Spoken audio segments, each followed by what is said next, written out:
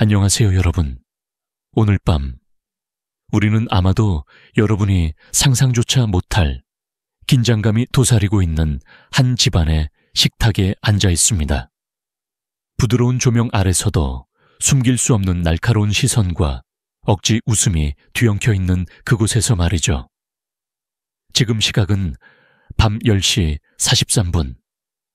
저는 이 이야기를 전하면서 여러분께 경고하고 싶습니다. 당신은 아마 살아남지 못할 것입니다. 편안해지기 전에 잠시 시간을 내어 동영상에 좋아요를 누르고 구독해 주세요. 단, 제가 하는 일이 정말 마음에 드신다면요. 그리고 댓글로 여러분이 계신 곳과 지금 시각을 남겨주세요. 자, 불을 끄고 선풍기를 켜서 편안한 소리를 내며 오늘 밤 시작해 볼까요? 그날 저녁, 저는 아내 헤일리와 함께 장모님의 생일 저녁에 참석했습니다. 이미 몸은 녹초가 된 상태였습니다. 며칠 전까지 눈 덮인 몬태나 평원을 헤매며 야생 들소를 촬영하고 있었으니까요. 하지만 헤일리는 엄마 생일인데 빠질 수 없어 몇 시간 만이야. 라며 간절히 부탁했고 저는 고개를 끄덕였습니다. 사랑하는 사람을 위해 그런 수고쯤이야 할 수 있었죠. 식탁에는 늘 그렇듯 겉으로만 화목한 공기가 감돌았습니다. 장인어른은 늘 그래왔듯 저를 향해 의도적인 질문을 던졌습니다. 요즘 그 사진 취미는 잘 되고 있나? 그의 목소리에는 은근한 비아냥이 섞여 있었습니다. 늘 제가 안정된 직장이나 회사원으로 살지 않는다는 사실이 마음에 들지 않았던 거죠. 저는 억지 웃음을 지으며 덕분에요. 최근 내셔널 지오그래픽에서 연재 제의도 받고 있습니다. 라고 답했습니다. 하지만 그의 귀에는 닿지 않는 말처럼 보였습니다. 저녁 식사가 끝나갈 무렵 장모님은 자신만만하게 거실로 돌아와서 특제 상그리아를 준비했다며 잔을 나누어 주겠다고 했습니다. 그 순간 제 심장은 이유 모를 불안으로 조여왔습니다. 장모님의 눈빛이 어딘가 불안정해 보였고 손끝이 살짝 떨리고 있었습니다. 저는 제가 가져다 드릴까요? 라며 부엌으로 들어갔습니다. 그리고 그곳에서 보고야 말았습니다. 장모님이 작은 유리병에서 무언가를 잔에 떨어뜨리는 모습을요. 색도 냄새도 없는 액체였지만 이상한 느낌을 지울 수 없었습니다. 줄리언, 이건 너를 위해 특별히 만든 거란다. 그녀는 부자연스러운 미소를 지으며 말했습니다. 저는 속으로 특별하다는 말은 이렇게 무섭구나 하고 생각했습니다. 순간적으로 잔을 집어들며 장모님을 도우려는 척했습니다. 그리고 마음속으로 결심했죠. 이 잔은 내가 마시지 않겠다. 장인어른에게 살짝 건네는 것이 최선이라 판단했습니다. 여러분, 이쯤에서 잠깐 옛 지혜를 하나 떠올려 볼까요? 의심스러운 잔은 피하는 것이 상책이다. 고대 로마 시대에도 귀족들은 항상 음료를 마시기 전에 하인을 시켜 먼저 맛보게 했다죠. 물론 오늘날엔 그럴 일이 드물지만 저는 그 순간 그 옛 지혜가 떠올랐습니다. 식탁으로 돌아와 상그리아를 모두에게 나누어 주는 척하며 조심스레 잔을 바꿔치기 했습니다. 장인어른은 별 의심 없이 그 잔을 들고 마셨습니다. 저는 물을 들이켜는 척하며 그 상황을 지켜봤습니다. 45분쯤 지났을까요? 장인어른은 갑자기 창백해지고 땀을 뻘뻘 흘리며 자리에서 벌떡 일어나 화장실로 달려갔습니다. 그 소리는 식탁에 앉은 모두에게 깊은 충격을 주기에 충분했습니다. 헤일리는 깜짝 놀라 아빠 괜찮아? 라며 뒤따라갔고 저는 장모님을 바라봤습니다. 그녀의 얼굴에는 두려움과 놀라움이 동시에 서려 있었습니다. 그 순간 저는 확신했습니다. 그녀는 나를 해치려 했고 그것이 실패했다는 사실을 깨달았다는 걸요. 그런데 여기서 한 가지 흥미로운 사실을 말씀드리겠습니다.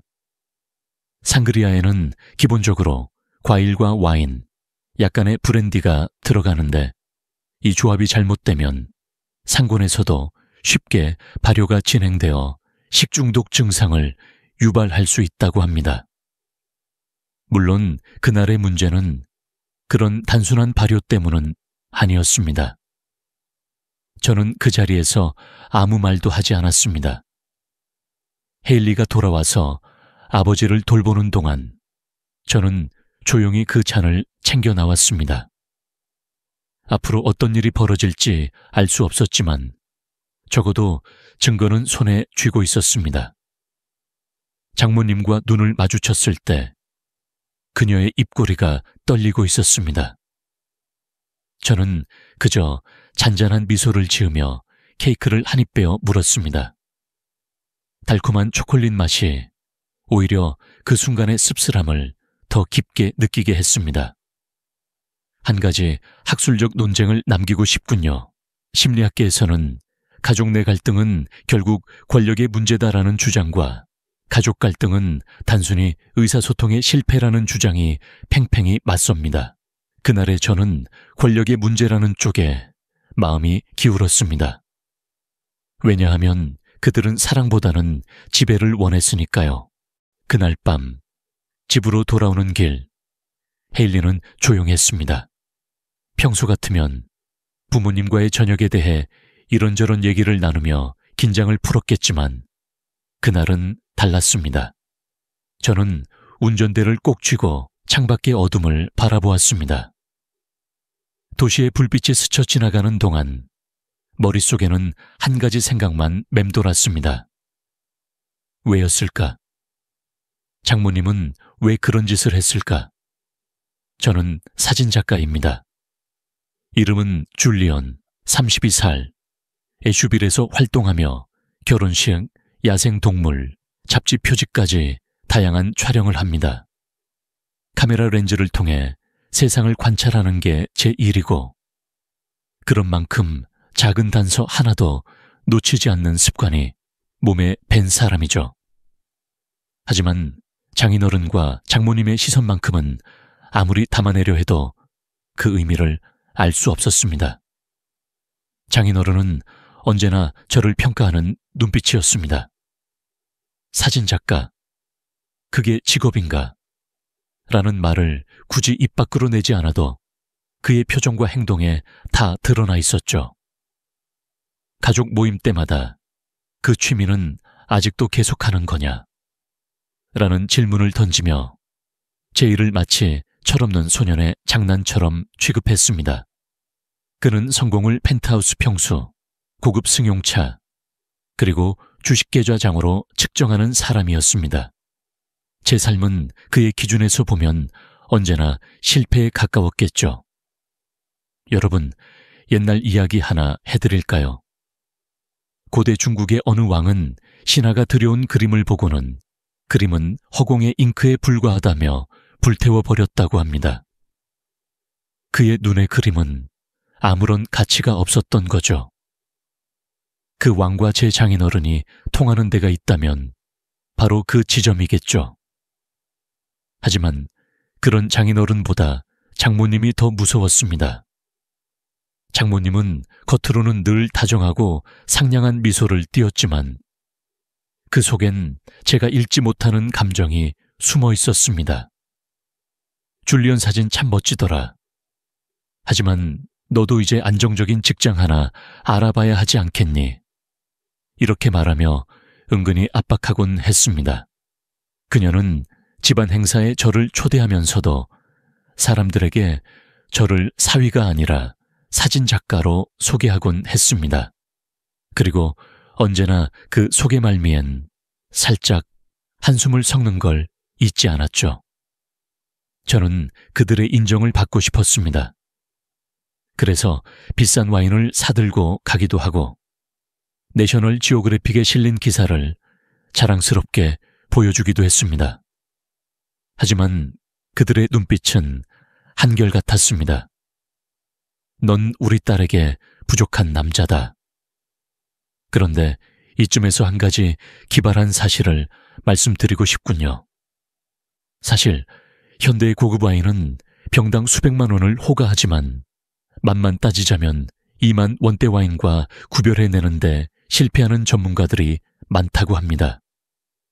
장인어른에게 비싼 와인을 사갔던 제 노력이 얼마나 헛된 것이었는지 새삼 느껴지죠.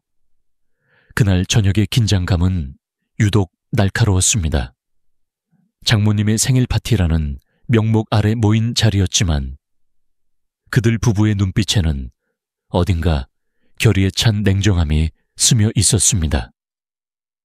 장인어른은 여느 때처럼 재정 상황에 대한 질문을 던졌습니다. 요즘은 얼마나 벌어? 사진으로 집세는 낼 수 있나? 저는 웃으며 걱정해 주셔서 감사합니다. 곧 갤러리도 열 계획입니다.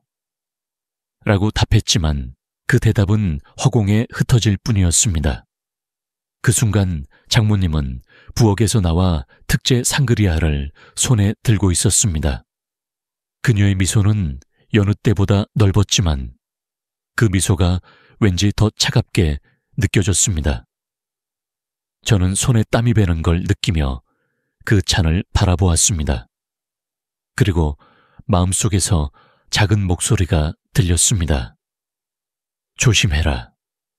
심리학 논문에서는 가족 내 갈등을 두고 이해관계의 충돌인가 애정의 부족인가 라는 주제가 자주 다뤄집니다.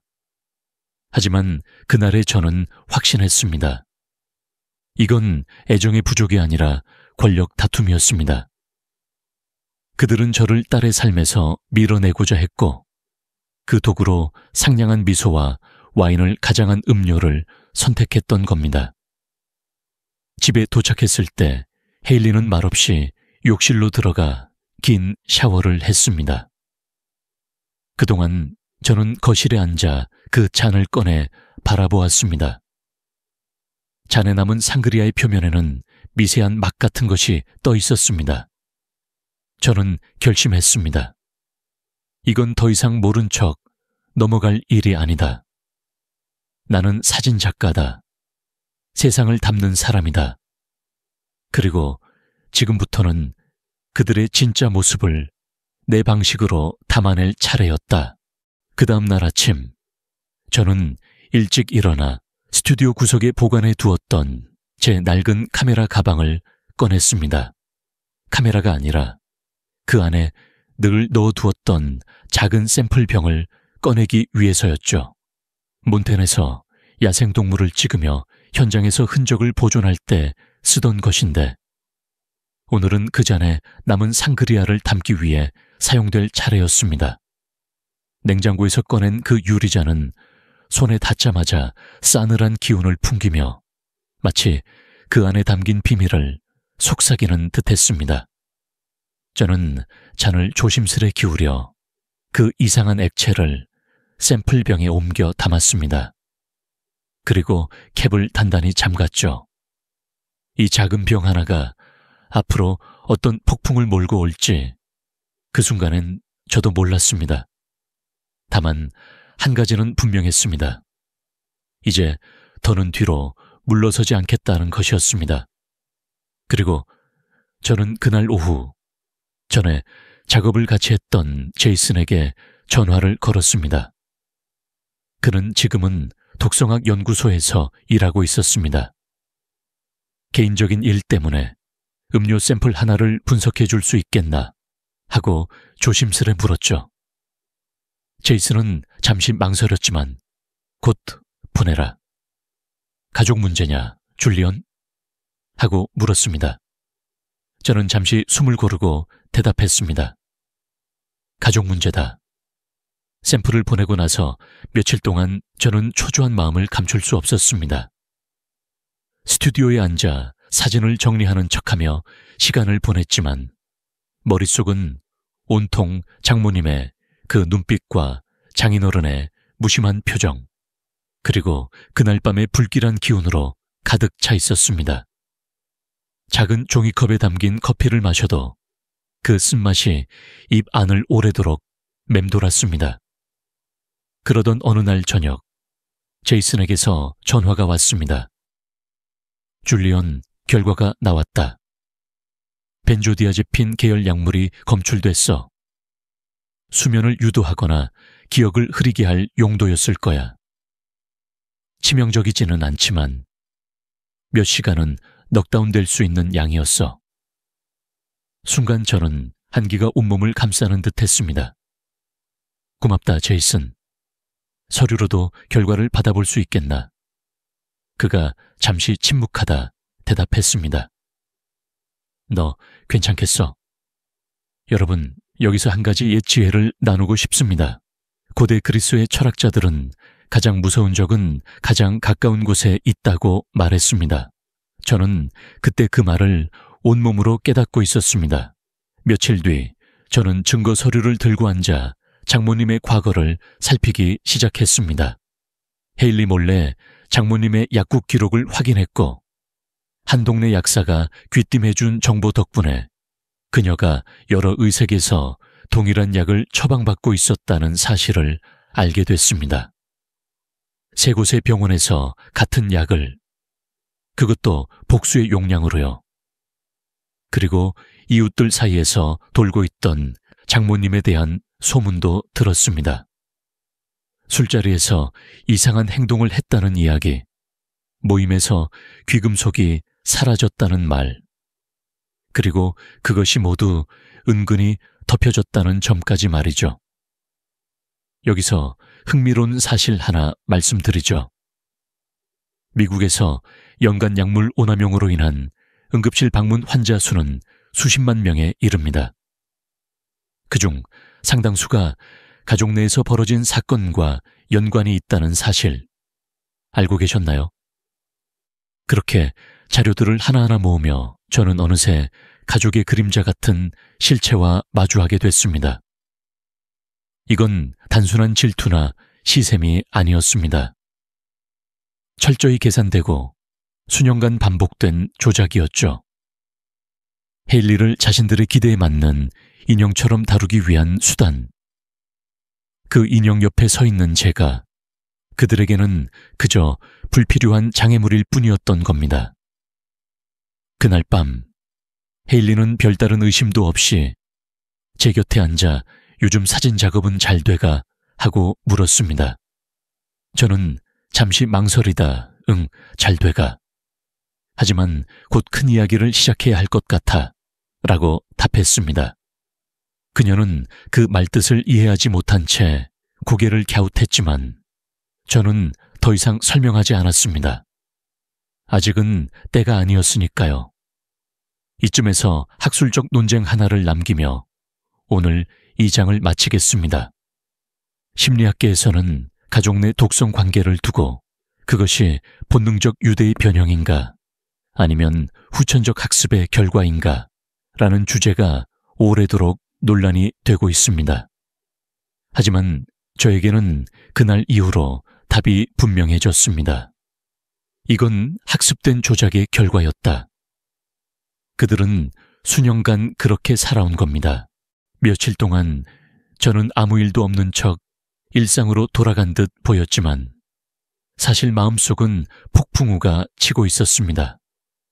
장모님이 건넨 그 한 잔의 음료, 그리고 그 잔에 담긴 벤조디아제핀의 존재는 이제 단순한 불쾌감을 넘어선 공포로 자리 잡고 있었습니다.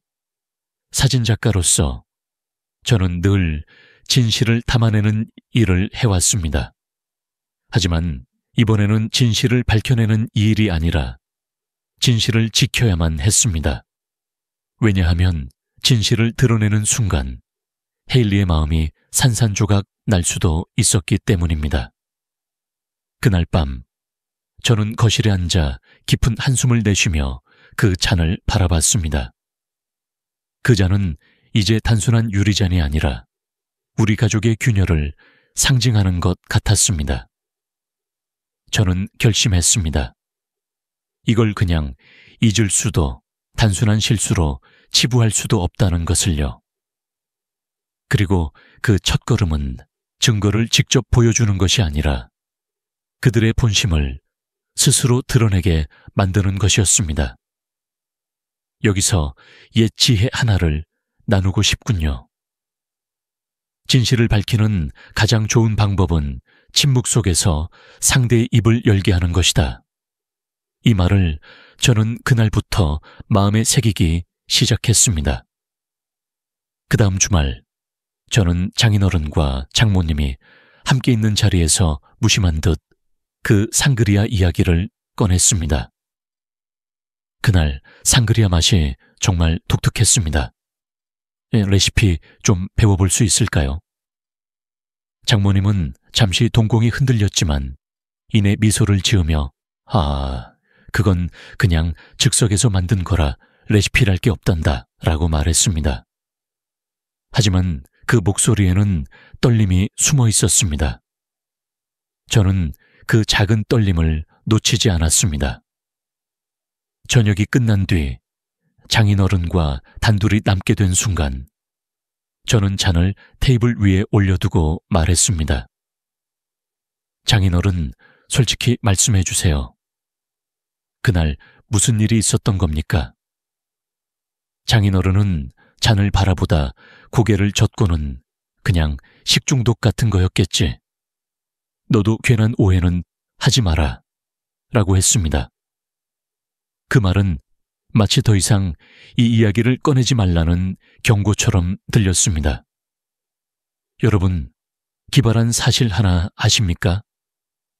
사람은 위협을 느낄 때 동공이 자연스럽게 확장되며 미세한 땀을 손바닥에 흘린다고 합니다. 저는 그날 장인어른의 손등에 맺힌 땀방울을 보며 그가 얼마나 초조해하는지 알 수 있었습니다. 저는 그날 밤 잠들지 못하고 스튜디오에 앉아 과거 사진들을 한 장씩 넘겨봤습니다. 그 안에는 장인어른과 장모님이 헤일리를 안고 환하게 웃던 모습도 있었습니다. 하지만 그 미소가 이제는 이면의 그림자와 함께 느껴졌습니다. 저는 생각했습니다. 이 사람들은 늘 헤일리를 위해 최선을 다한다고 말하지만 사실은 헤일리를 통해 자신들의 욕망을 이루려 했던 게 아닐까 하고 말이죠. 며칠 후 저는 제이슨에게 받은 검사 결과와 장모님의 약 처방 내역 그리고 이웃들의 증언을 정리해 파일 하나로 만들었습니다. 그리고 그 파일을 보며 마음속으로 다짐했습니다. 이제 그들의 거짓은 끝이다. 그 무렵 저는 장모님에게 사진 촬영을 요청받았습니다. 줄리언, 나 SNS에 올릴 사진이 필요해. 너처럼 실력 있는 사진작가가 찍어줘야지. 평소 같으면 기꺼이 도왔겠지만 이번엔 다른 의미로 이 기회를 활용하기로 했습니다. 촬영 날 아침, 저는 카메라 가방에 증거 파일을 담은 봉투를 함께 넣었습니다. 장모님은 그날따라 화장을 더 공들였고 값비싼 옷을 입고 있었습니다. 하지만 그 화려함 속에서도 저는 그녀의 긴장된 미소를 읽을 수 있었습니다. 촬영을 시작하기 전 저는 조용히 봉투를 꺼내 그녀에게 건넸습니다. 장모님, 이걸 보셔야 합니다. 그녀는 봉투를 열어 서류를 읽는 순간 얼굴이 창백해졌습니다. 그리고 조용히 중얼거렸습니다. 이건 말도 안 돼. 나는 너를 해치려던 게 아니었어. 저는 침착하게 말했습니다. 그럼 뭡니까? 왜 그런 짓을 하셨습니까? 그녀는 입술을 깨물며 결국 이렇게 내뱉었습니다. 너를 잠시 흔들리게 해서 헤일리가 다시 우리 쪽으로 기울게 하려 했던 것뿐이야. 그 순간 저는 깨달았습니다. 이건 단순한 미움이나 시기심이 아니라 자신들이 통제할 수 없는 세계에 대한 두려움에서 비롯된 행동이었다는 것을요. 학술적 논쟁 하나를 마지막으로 말씀드리겠습니다. 사회심리학에서는 가족 내 권력 구조를 필연적 질서로 보는 관점과 교정 가능한 왜곡으로 보는 관점이 있습니다. 그날에 저는 이제 후자의 시각으로 세상을 바라보기 시작했습니다. 그들은 변할 수 있었고 저는 그 첫걸음을 뗀 셈이었습니다. 장모님과의 대화가 끝난 뒤 저는 카메라 가방을 다시 메고 집을 나섰습니다. 집으로 돌아가는 길, 저녁 노을이 길가 나무들을 붉게 물들이고 있었습니다. 하지만 그 아름다운 풍경조차 제 마음속에 번져 있던 싸늘한 감정을 덮어주지는 못했습니다. 차창에 비친 제 얼굴에는 미묘한 안도감과 깊은 피로가 섞여 있었습니다. 이제 첫 수는 두었다. 하지만 앞으로 어떤 국면이 펼쳐질지 전혀 알 수 없었습니다. 며칠 동안 저는 장모님과 장인어른의 눈치를 살피며 그들의 반응을 지켜봤습니다. 그들은 이전과 달라진 듯 보이지 않았습니다. 장모님은 여전히 헤일리에게 전화를 걸어 가족 소식을 전했고 장인어른은 의례적인 관심을 가장하며 제게 투자 이야기를 꺼냈습니다. 하지만 저는 그 모든 것이 그들 방식의 또 다른 통제 시도라는 것을 알 수 있었습니다. 여기서 옛 지혜 하나를 나누고 싶습니다. 일본의 옛 무사들은 적이 평온할 때 가장 경계를 늦추지 말라고 가르쳤습니다. 저는 그때부터 이 말을 마음속에 새기며 그들의 작은 언행조차 주의 깊게 살폈습니다. 그러던 어느 날 우연히 오웬의 아내인 바네색에서 한 통의 이메일이 도착했습니다. 제목, 당신이 이걸 볼 자격이 있어요. 첨부된 USB, 드라이브에는 집안의 홈 CCTV에서 녹화된 영상이 담겨 있었습니다. 저는 밤이 깊은 스튜디오에 홀로 앉아 그 파일을 재생했습니다. 영상에는 그날 밤 부엌에서 장모님이 작은 병에서 액체를 잔에 떨어뜨리는 모습이 고스란히 담겨 있었습니다. 그리고 장모님이 부엌을 나가자 장인어른이 부엌에 들어와 그 잔을 흘끗 보고는 고개를 절레절레 흔드는 모습까지 보였습니다. 더 놀라운 것은 그 다음 영상이었습니다. 가족들이 떠난 뒤 거실에서 벌어진 장모님과 장인어른의 격렬한 언쟁이 담겨 있었습니다. 왜 그 잔을 마셨어? 그건 줄리온 거였잖아. 라는 장모님의 외침. 너 이러는 거 이번이 처음 아니잖아, 다이앤. 이라며 방역하는 장인어른의 목소리. 저는 숨을 죽인 채 3번이나 그 영상을 반복해 보았습니다. 여기서 기발한 사실 하나 말씀드리죠. 미국 가정의 30% 이상이 보안 목적으로 CCTV를 설치하지만 그중 상당수는 내부 갈등의 증거로 활용되는 사례가 많다고 합니다. 저 역시 그 사례의 일부가 되어가고 있었던 셈이었습니다. 저는 바네색에 전화를 걸었습니다. 왜 이걸 나한테 보내줬습니까? 그녀는 한참을 침묵하더니 조용히 말했습니다. 나도 그들 때문에 고통받았어요. 오웬은 모르지만 그들도 처음엔 나를 쫓아내려 했어요. 그 고통을 당신이 겪는 걸 더는 볼 수 없어서요. 그날 이후 저는 모든 조각을 맞추기 시작했습니다. 장모님과 장인어른이 헤일리의 과거 연애를 어떻게 방해했는지, 왜 그녀 곁에서 사람들이 하나둘 사라졌는지, 그리고 그 모든 뒤편에 숨어있던 그들의 불안과 통제 욕구를 말이죠. 심리학계에서는 이를 두고 여전히 논쟁이 있습니다. 부모의 간섭은 자녀에 대한 사랑의 변형인가, 아니면 단순한 자기 보존 본능인가 라는 주제죠. 하지만 저에겐 이제 논쟁의 여지가 없었습니다.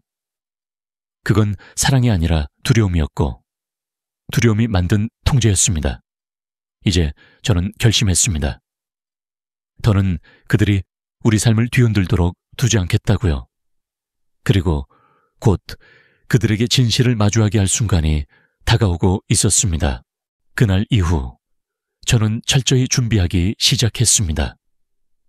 이제는 단순한 방어가 아니라 그들의 조작과 간섭에 종지부를 찍기 위해서였습니다.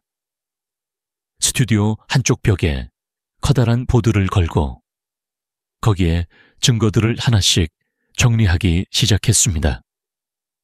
장모님과 장인어른의 문자, 이메일, 이웃들의 증언, 약 처방 기록, 그리고 바네사가 준 CCTV 영상까지. 그것은 마치 한 편의 다큐멘터리를 위한 스토리보드처럼 보였습니다. 저는 사진 작가입니다. 하지만 이번에는 렌즈를 통해 풍경이나 인물을 담는 것이 아니라 진실을 기록하고 그 진실을 무기로 삼기 위해 준비하고 있었던 겁니다.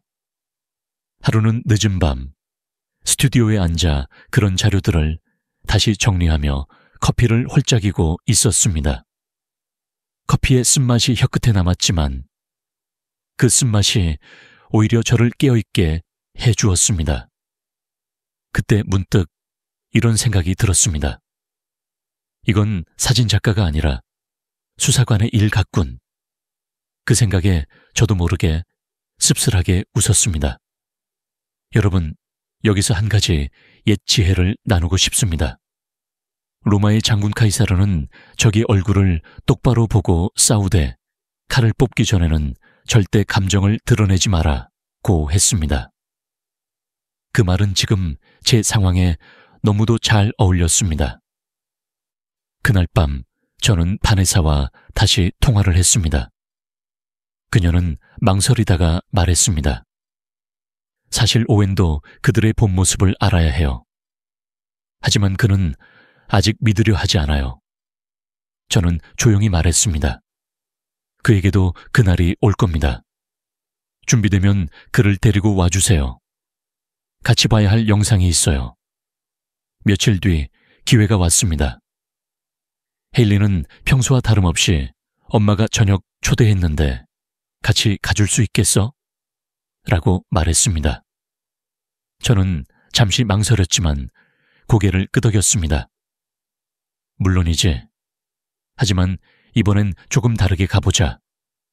그렇게 저는 스튜디오에서 노트북과 USB, 드라이브를 챙겨 가방에 넣었습니다. 저녁 식탁에 앉은 우리는 겉으로는 평온한 듯 보였습니다. 장인어른은 여느 때처럼 와인 한 잔을 권하며 요즘 일은 좀 안정되었나? 라고 물었고, 장모님은 헤일리에게 넌 점점 야위는 것 같다며 은근한 걱정을 가장한 간섭을 시작했습니다. 하지만 저는 그 모든 말을 흘려들으며 머릿속으로 다음 장면을 그리고 있었습니다. 식사가 끝난 뒤 저는 조용히 말했습니다.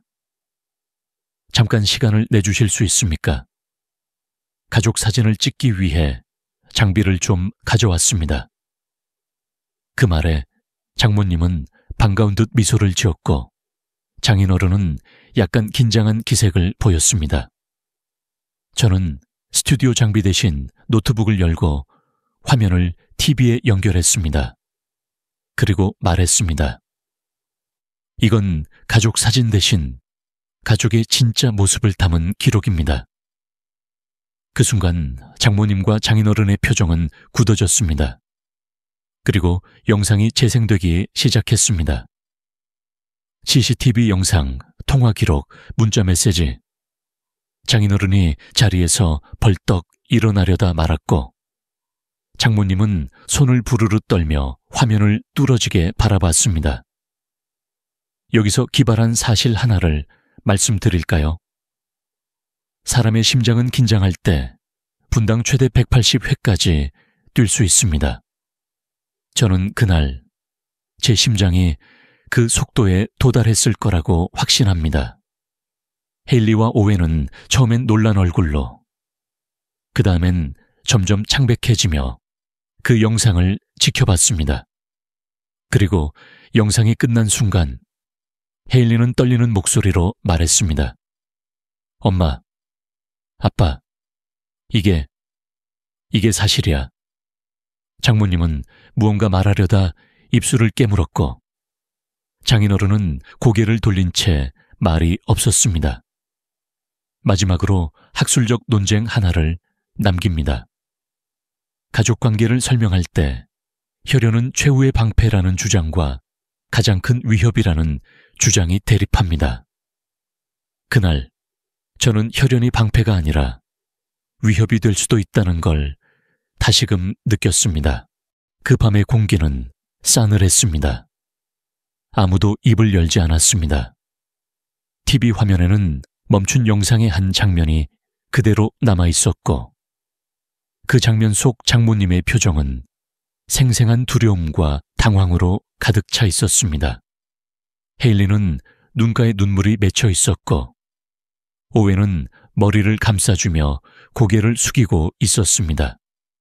장인어른은 여전히 아무 말도 하지 않았지만 그의 얼굴은 붉게 달아올라 있었고 이새로 이를 악무는 소리가 들릴 정도였습니다. 저는 조용히 노트북을 닫고 가방에 집어넣으며 말했습니다. 이건 협박이 아닙니다. 하지만 앞으로는 우리 삶을 더 이상 방해하지 마세요. 그리고 헤일리에게 진실을 마주할 기회를 주세요. 그 말에 장모님은 마침내 목소리를 높였습니다. 넌 이 집안에 들어온 순간부터 우리 딸을 빼앗아 갔어. 너 같은 사람이 헤일리를 망치고 있다는 걸 알아야 해. 그 순간 헤일리는 울음을 터뜨리며 자리에서 일어섰습니다. 엄마, 제발 그만해. 내가 누구를 사랑하고 누구와 가정을 꾸릴지는 나의 선택이에요. 왜 그걸 인정 못해요? 그녀의 목소리는 떨리고 있었지만 그 안에는 단호함이 담겨 있었습니다. 오웬도 자리에서 일어나 어머니를 바라보며 말했습니다. 엄마, 이제 그만하세요. 줄리언이 아니라 엄마와 아빠 때문에 우리가 이렇게 된 거예요.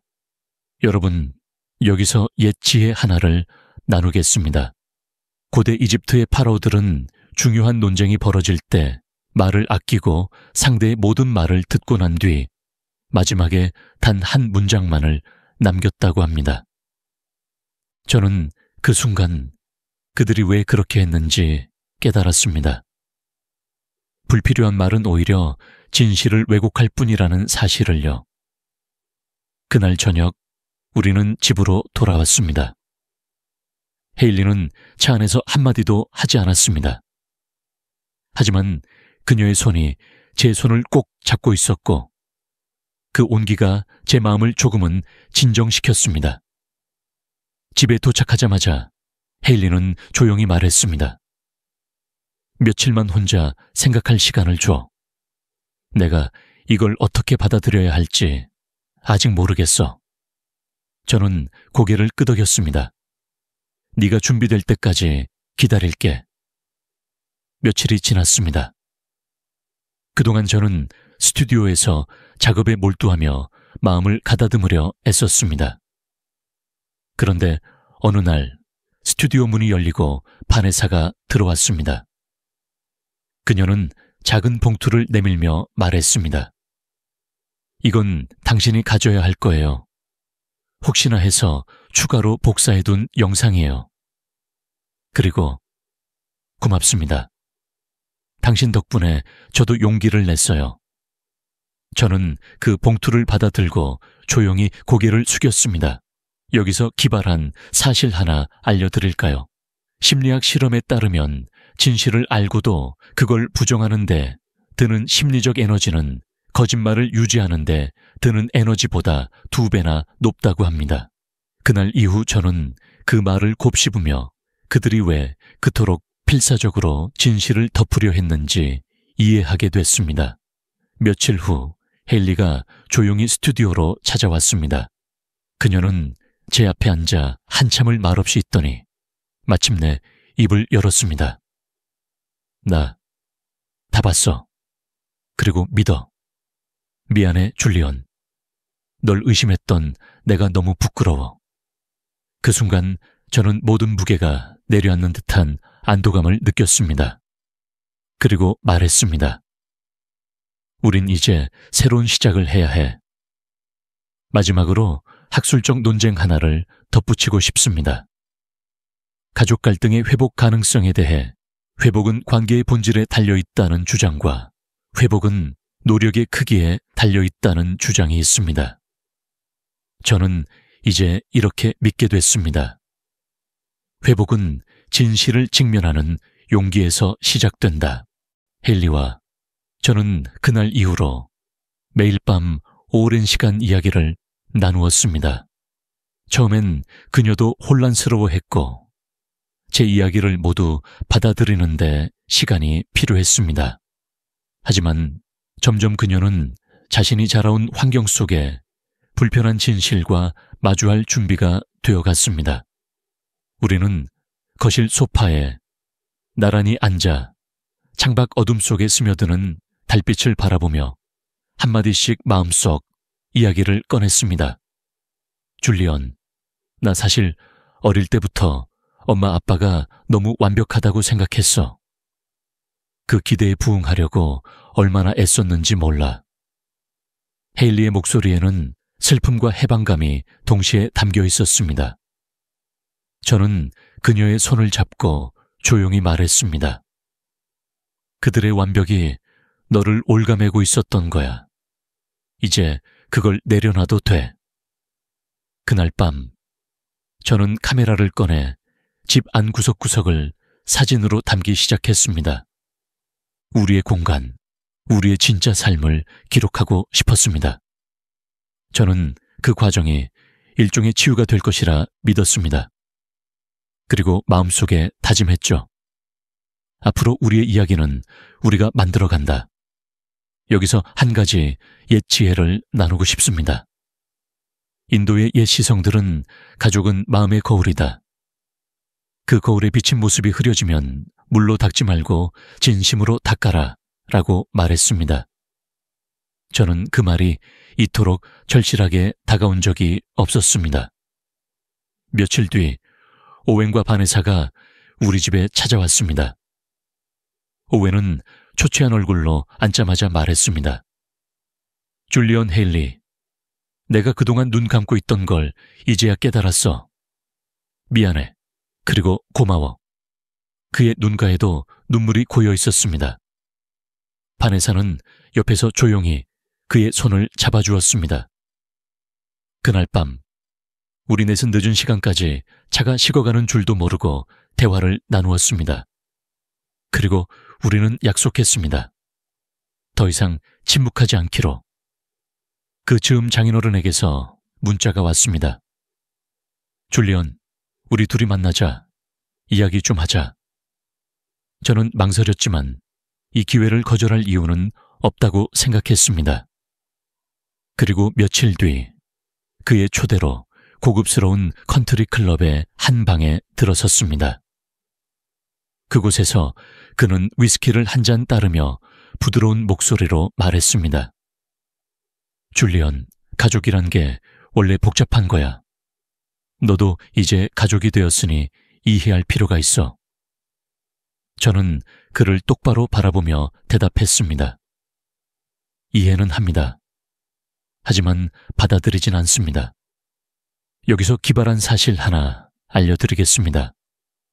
인간은 위협을 감지하면 무의식적으로 숨을 얕게 쉬게 되는데 장인어른의 숨소리가 그날 유난히 거칠게 들렸던 걸 저는 잊지 못합니다. 그는 마침내 본심을 드러냈습니다. 돈이 필요하면 말해. 너에게 좋은 자리 하나 마련해 줄 수도 있어. 헤일리와 아이를 위해서라면 그게 옳지 않겠나. 저는 가만히 그를 바라보다가 조용히 잔을 내려놓으며 말했습니다. 제 인생은 제 방식으로 살겠습니다. 그걸 이해해 주시면 됩니다. 그 순간 그의 얼굴은 굳어졌고 그는 씁쓸한 미소를 지으며 넌 참 고집이 세구나 라고 말했습니다. 저는 그저 웃었습니다. 그 고집이야말로 우리가 지켜야 할 것이니까요. 마지막으로 학술적 논쟁 하나 덧붙입니다. 가족 권력 구조의 변화는 세대 간 이해로 가능한가? 아니면 외부 충격으로만 이루어지는가? 저는 이제 확신합니다. 변화는 충격과 이해가 만나야 시작됩니다. 그날의 대화 이후 장인어른은 전과 다르게 한동안 연락을 하지 않았습니다. 그 침묵은 오히려 제게 안도감을 주었습니다. 장모님도 한동안 조용했고 헤일리에게 전화를 걸어도 단순한 안부를 묻는 정도였습니다. 우리는 처음으로 가족의 간섭 없이 평온한 시간을 보내는 듯 했습니다. 그러나 저는 그들이 이렇게 쉽게 포기할 리 없다는 걸 알고 있었습니다. 그리고 그 예상은 오래 지나지 않아 현실이 되었습니다. 한 달쯤 지난 어느 날, 헤일리가 얼굴이 굳은 채 집에 돌아왔습니다. 엄마가 다시 이사 얘기를 꺼냈어. 우리 집은 위험한 동네라며 애를 생각해야 한다고. 그녀는 소파에 털썩 앉으며 한숨을 내쉬었습니다. 저는 그녀 옆에 앉아 조용히 말했습니다. 그건 단순한 걱정이 아니라 또 다른 통제 시도야. 이제는 네가 그걸 볼 줄 알잖아. 헤일리는 고개를 끄덕였지만 여전히 부모님에 대한 복잡한 감정을 떨치지 못하는 듯 보였습니다. 여러분, 이쯤에서 옛 지혜 하나를 떠올려 봅니다. 달콤한 독이 가장 치명적이다. 고대 로마의 철학자들이 즐겨하던 말입니다. 장모님의 걱정, 어린 말이야말로 그 달콤한 독과 같았습니다. 며칠 뒤 저는 다시 한번 결심을 다졌습니다. 단순히 그들의 행동을 막는 데 그치지 않고 이제는 우리의 삶을 지키기 위해 좀 더 단호해져야겠다고요. 그날 밤 저는 스튜디오에 앉아 가족 회의에서 썼던 영상과 자료를 다시 정리하고 추가 자료를 더했습니다. 그리고 새로운 USB를 만들어 장인어른과 장모님 앞으로 준비했습니다. 그 안에는 우리가 겪었던 일, 그들의 언행, 그리고 우리가 앞으로 지킬 경계에 대한 메시지가 담겨 있었습니다. 그리고 며칠 뒤 우리는 다시 그들의 집을 찾았습니다. 이번에는 오웬과 바네사도 함께였습니다. 식탁에 앉은 우리는 식사를 마치자마자 조용히 USB를 테이블 위에 올렸습니다. 이건 경고가 아닙니다. 제가 말했습니다. 그저 우리의 경계를 다시 확인시키는 겁니다. 장모님은 얼굴이 굳었고 장인어른은 무언가 말을 하려다 결국 입을 다물었습니다. 오웬이 그 침묵을 깨며 말했습니다. 엄마, 아빠, 이제 우린 스스로의 길을 갑니다. 더 이상 간섭은 안 돼요. 그 목소리에는 오웬다운 따뜻함과 단호함이 섞여 있었습니다. 바네사도 고개를 끄덕였습니다. 여기서 기발한 사실 하나 알려드리겠습니다. 연구에 따르면 가족 회의에서 물리적 증거가 제시될 때 감정적 설득보다 2배 이상의 효과를 낸다고 합니다. 그날 우리가 경험한 것도 그랬습니다. 그들은 더 이상 부정할 수 없었습니다. 집으로 돌아오는 길, 헤일리는 창밖을 바라보며 조용히 말했습니다. 줄리언, 우리 이제 정말 자유로워진 걸까? 저는 그녀의 손을 잡고 말했습니다. 자유는 선택에서 시작되는 거야. 그리고 우린 오늘 그 선택을 했어. 마지막으로 학술적 논쟁 하나 남깁니다. 가족 간 갈등 해결은 지속적 대화가 핵심인가? 아니면 결정적 행동이 핵심인가? 저는 이제 이렇게 믿습니다. 그 두 가지는 언제나 함께여야 한다는 것을 그날 이후로 장인어른과 장모님은 눈에 띄게 변했습니다. 그 변화가 진심에서 비롯된 것인지, 아니면 더는 우리를 건드릴 수 없다는 현실을 받아들인 것인지는 알 수 없었지만, 분명한 건 그들의 태도가 달라졌다는 사실이었습니다. 그들은 더 이상 헤일리에게 이사 이야기를 꺼내지 않았고, 제게도 더 이상 직업에 대한 빈정거림을 하지 않았습니다. 대신 평범한 안부 인사와 소소한 일상 이야기로 대화를 시작했습니다. 저는 그런 그들의 태도를 보며 이렇게 생각했습니다. 변화란 강요해서는 얻을 수 없고 스스로 깨달았을 때만 가능한 법이다. 어느 날 장모님에게서 한 통의 전화가 걸려왔습니다. 줄리언, 네 사진을 봤어. 정말 멋지더라. 그 사진으로 갤러리를 연다는 소문도 들었어. 저는 순간 당황했지만 침착하게 답했습니다.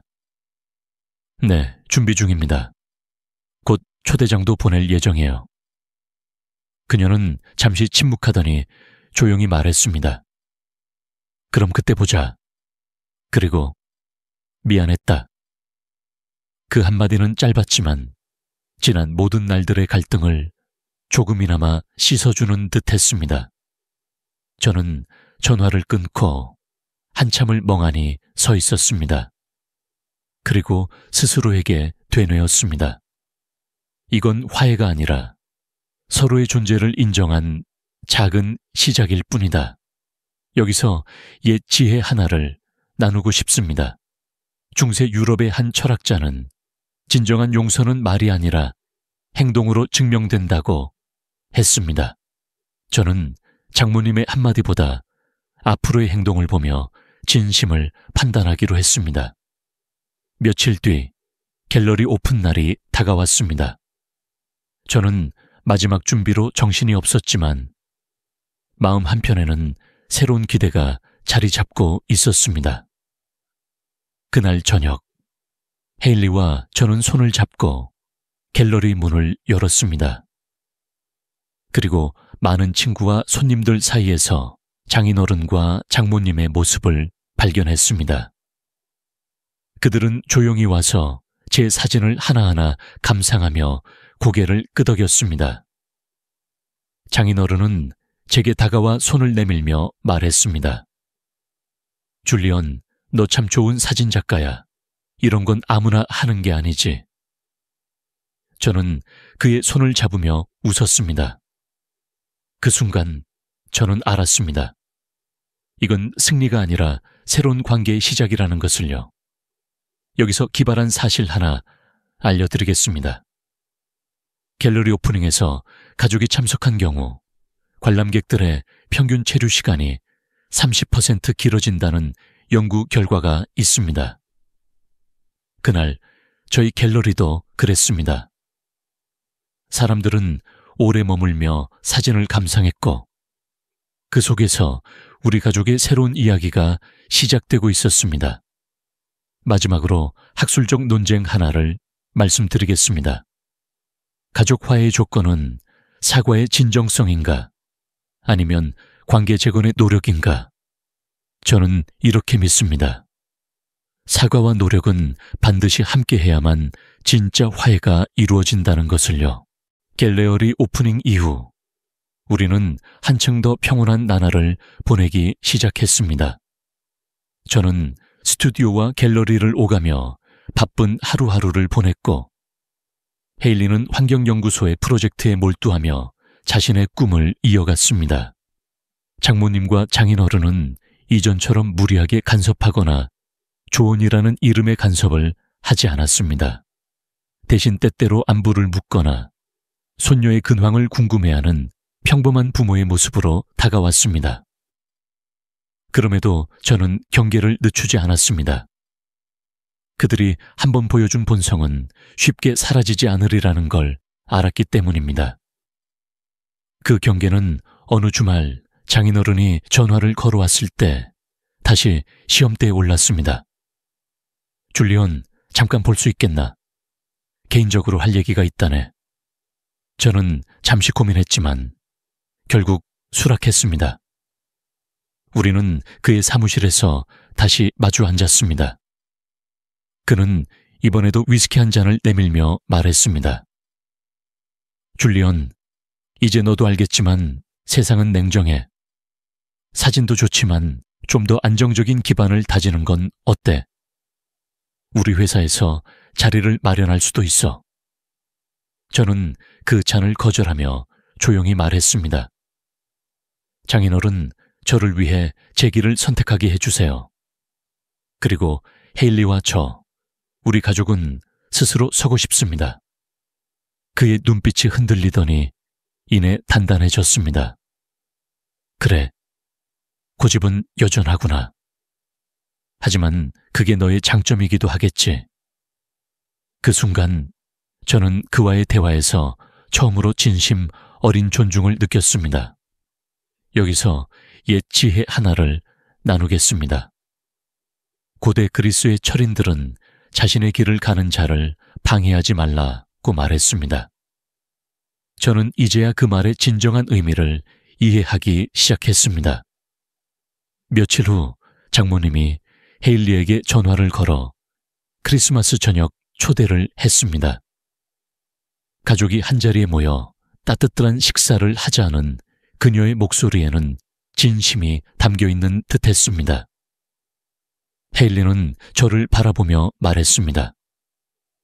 이번엔 가도 될까? 하지만 조건을 걸자. 우리는 호텔에서 머무르고 언제든 떠날 수 있도록 하자. 저는 고개를 끄덕였습니다. 그것이야말로 우리가 지켜야 할 새로운 경계였으니까요. 그날 밤, 저는 스튜디오에서 창밖의 별빛을 바라보며 생각했습니다. 우리는 결국 우리가 지켜낸 선택으로 여기까지 온 것이다. 여기서 기발한 사실 하나를 알려드립니다. 연구에 따르면 성인이 된 자녀가 부모의 간섭에서 벗어나 독립적 결정을 내릴 때 심리적 안정감이 40% 이상 높아진다고 합니다. 그날 저와 헤일리는 그 심리적 안정감을 조금 더 강하게 느꼈습니다. 마지막으로 학술적 논쟁 하나를 남깁니다. 부모의 조언은 사랑의 표현인가 아니면 통제의 수단인가? 저는 이렇게 결론 지었습니다. 그것은 결국 자녀가 그것을 어떻게 받아들이느냐에 달려있다. 크리스마스 저녁은 조심스럽고도 의미 있는 시험대였습니다. 우리는 호텔에 짐을 풀고 장인어른과 장모님의 집으로 향했습니다. 집 앞에 도착했을 때 헤일리는 제 손을 꼭 쥐며 숨을 깊게 들이마셨습니다. 이번에는 다를 거야. 우리에겐 이제 경계가 있으니까. 저는 고개를 끄덕이며 말했습니다. 맞아. 그리고 우린 그 경계를 지킬 수 있어. 집안은 크리스마스 장식으로 화려하게 꾸며져 있었습니다. 장모님은 환한 미소로 우리를 맞으며 들어와, 들어와 기다리고 있었어. 라며 방했습니다. 장인어른은 와인을 따르며 이제는 진심으로 축하할 일이 많은 해였지 라고 말했습니다. 그 말에 담긴 의도는 읽기 어려웠지만 저는 일단 미소로 답했습니다. 식사는 평온하게 흘러갔습니다. 장모님은 엘리자에게 선물이라며 작은 장난감을 내밀었고 장인어른은 제 사진집을 꺼내며 이 사진 정말 멋지다 라고 말했습니다. 그 순간 저는 잠시 의심을 내려놓고 그들의 말을 있는 그대로 받아들이기로 했습니다. 우리는 모두 조금씩 변하고 있었으니까요. 여기서 옛 지혜 하나를 나누겠습니다. 중국 고대 속담에는 천천히 흐르는 물이 바위를 깎는다는 말이 있습니다. 그날의 평온한 저녁은 마치 그 속담처럼 서서히 가족 간의 긴장과 상처를 조금씩 다듬어가는 과정처럼 느껴졌습니다. 하지만 방심은 금물이었습니다. 식사가 끝나고 장인어른이 조용히 저를 옆방으로 부르며 말했습니다. 줄리언, 이제 우리 가족의 일원으로서 내 제안을 다시 한번 생각해봐 줬으면 한다. 우리 회사에서 너의 재능을 살릴 수 있는 기회를 주고 싶다. 그의 목소리에는 진심과 계산이 교묘히 섞여 있었습니다. 저는 단호히 대답했습니다. 장인어른, 고맙습니다. 하지만 제 길은 제가 선택하고 제 방식으로 가겠습니다. 그 순간 그의 얼굴에는 아쉬움과 함께 미묘한 존중의 기색이 스쳤습니다. 그는 가볍게 고개를 끄덕이며 잔을 들어올렸습니다. 내 결정을 존중하마. 그리고 축하한다. 너희는 이제 정말 가족이다. 여기서 기발한 사실 하나를 말씀드릴까요? 심리학 실험에 따르면 반복된 요청을 단호하게 거절한 사람은 이후 상대에게서 존중받을 확률이 60% 이상 높아진다고 합니다. 저는 그날 그 수치를 직접 체감한 듯 했습니다. 우리는 그날 밤 호텔로 돌아오는 길에 서로의 손을 꼭 잡았습니다. 헤일리는 조용히 말했습니다. 우린 해냈어. 그리고 앞으로도 해낼 거야. 저는 그 말을 들으며 그동안의 긴 싸움이 떠올랐습니다. 그리고 생각했습니다. 우리는 드디어 우리만의 자리를 지켜냈다. 마지막으로 학술적 논쟁 하나를 덧붙입니다. 가족 내 변화는 시간이 해결한다는 주장과 행동이 변화를 이끈다는 주장이 있습니다. 저는 이제 이렇게 믿습니다. 시간은 기회를 줄 뿐, 진짜 변화를 만드는 건 결국 우리의 행동이다. 크리스마스가 지나고 나서도 우리 가족은 조심스럽게 새로운 균형을 이어갔습니다. 장인어른과 장모님은 더 이상 이전처럼 우리의 선택을 흔들려 하지 않았고, 우리는 그들의 조심스러운 태도를 존중하며 거리를 지켰습니다. 하지만 마음속 깊은 곳에서는 늘 경계심을 놓지 않았습니다. 변화는 하루아침에 이루어지는 것이 아니라 시간이 증명하는 것이니까요. 갤러리는 점점 자리를 잡아갔고, 저는 새로운 프로젝트로 바쁜 나날을 보냈습니다. 헤일리는 환경보호단체와 협력하며 자신의 꿈을 이어갔고, 엘리자는 어느새 말을 배우기 시작하며 우리의 작은 기적 같은 존재가 되어 주었습니다. 그 평온한 일상이 이어지던 어느 날, 장인어른에게서 다시 한번 연락이 왔습니다. 줄리언, 이번에는 사업 이야기가 아니다. 그냥 손주를 보고 싶어서다. 그의 목소리는 예전과 달리 한결 부드럽고 진심이 담겨 있었습니다. 저는 잠시 망설였지만 이번엔 그의 요청을 받아들이기로 했습니다. 이제는 우리도 한 단계 성장할 때라는 생각이 들었기 때문입니다. 우리는 공원에서 만났습니다. 장인어른은 엘리자에게 인형을 건네며 웃었습니다. 이거 네 할아버지가 직접 골랐단다. 그의 모습에서 예전의 권위적인 기색은 찾아보기 어려웠습니다. 저는 그 모습을 보며 안도감을 느꼈습니다. 사람은 조금씩 변할 수 있구나. 우린 그런 생각이 들었죠. 여기서 옛 지혜 하나를 나누겠습니다. 고대 인도의 현자들은 한번 접은 종이는 다시 펴도 자국이 남는다고 말했습니다. 그날 장인어른의 미소는 종이의 주름 같은 것이었습니다. 완전히 펴지지는 않았지만 그 주름을 감싸 안을 준비가 되어 있는 듯 보였습니다. 며칠 뒤 장모님에게서도 연락이 왔습니다. 엘리자 돌잔치 때 내가 뭔가 준비해도 될까? 케이크나 장식 같은 거. 그 제안은 예전 같으면 간섭으로 들렸겠지만 이번에는 단순한 할머니의 관심처럼 느껴졌습니다. 헤일리는 제게 물었습니다. 허락해도 될까? 저는 고개를 끄덕였습니다. 그래, 이번엔 한번 믿어보자. 여기서 기발한 사실 하나를 말씀드리겠습니다.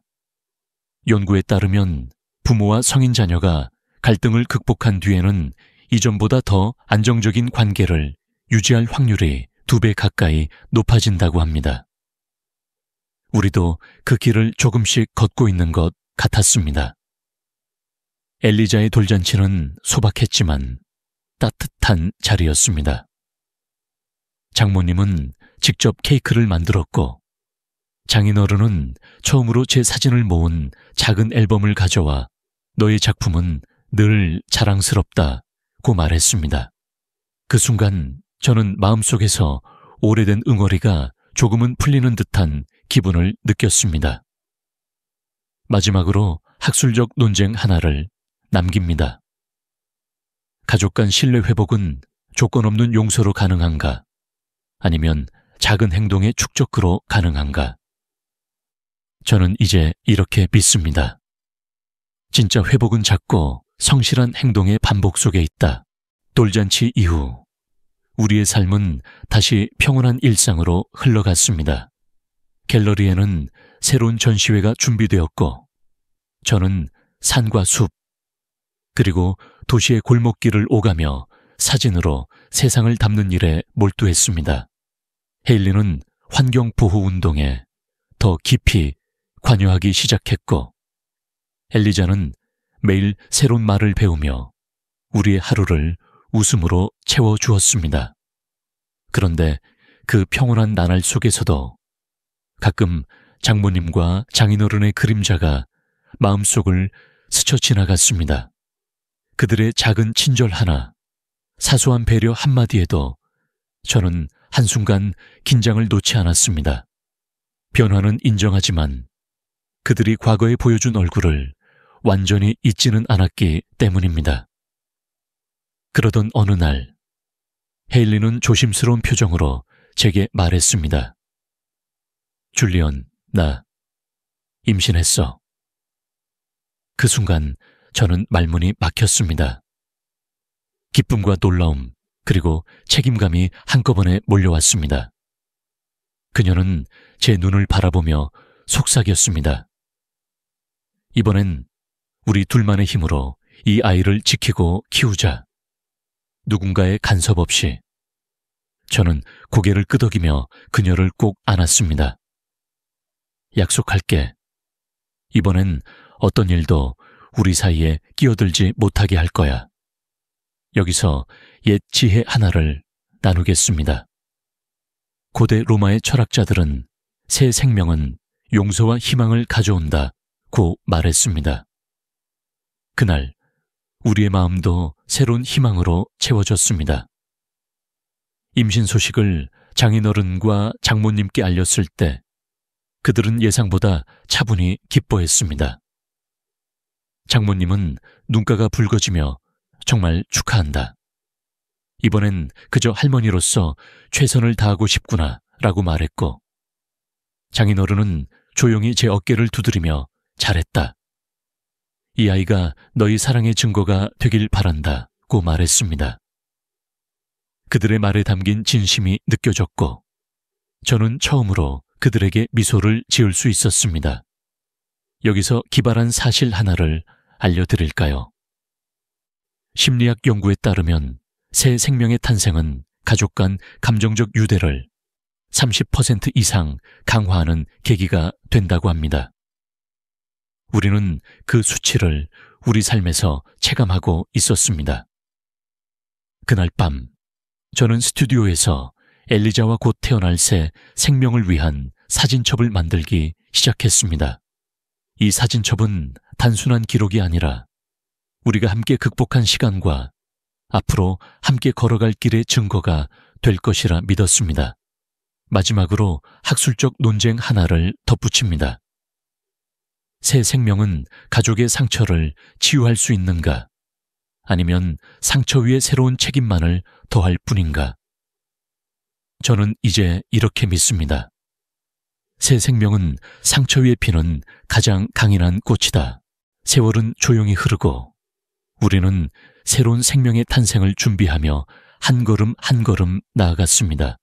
그 과정에서 장모님과 장인어른은 이전보다 훨씬 신중하고 조심스러운 태도를 보였습니다. 그들은 우리의 경계를 존중하며 필요한 순간에만 손을 내밀었고 저와 헤일리 역시 그 손길을 감사히 받아들였습니다. 서로를 조금씩 이해하고 조금씩 받아들이는 관계가 되어가고 있었던 것입니다. 우리 둘째 아이가 세상에 나온 날, 장모님은 병원에 도착하자마자 헤일리의 손을 잡고 눈물을 글썽이며 말했습니다. 정말 자랑스럽구나. 넌 훌륭한 엄마가 되었어. 장인어른은 아이를 조심스럽게 안으며 조용히 말했습니다. 이 아이는 우리 가족의 새 희망이다. 그들의 모습은 전과 달리 진심 어린 축복 그 자체였습니다. 여기서 예치의 하나를 나누겠습니다.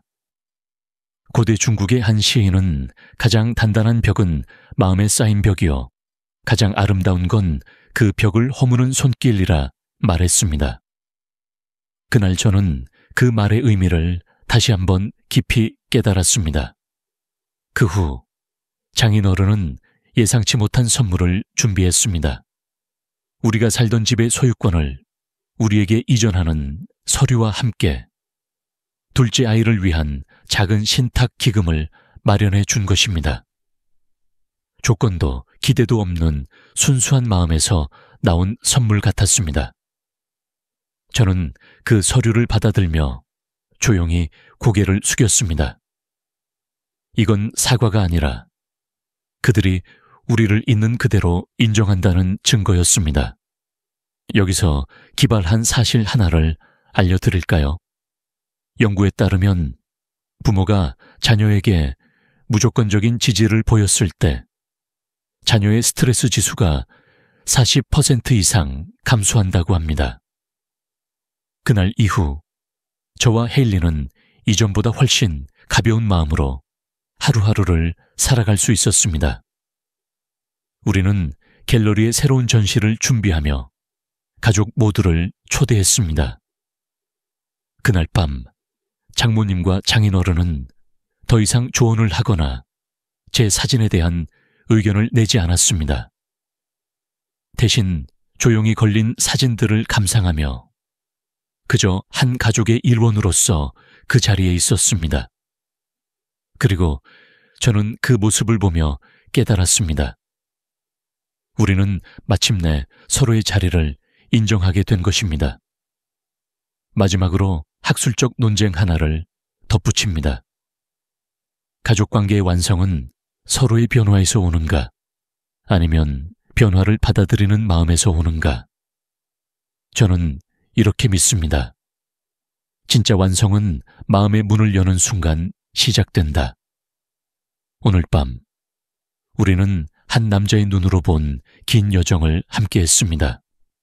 장모님이 건넨 낯선 음료에서 시작된 이 이야기는 단순한 갈등을 넘어 가족이란 이름으로 감춰진 통제와 상처, 그리고 그 속에서 피어난 용기와 화해의 기록이었습니다. 줄리언과 헤일리는 그들의 삶을 지켜내기 위해 싸웠고 결국 장인어른과 장모님도 조금씩 그들의 선택을 받아들이기 시작했습니다. 이 이야기가 우리 모두에게 주는 메시지는 단순합니다. 진실을 직면하는 용기와 서로를 존중하는 마음이야말로 진짜 가족을 만드는 힘이라는 것. 여러분, 이제 눈을 감고 이 긴 이야기를 마음속에 천천히 새겨보세요. 세상에는 완벽한 가족도 완벽한 용서도 없습니다.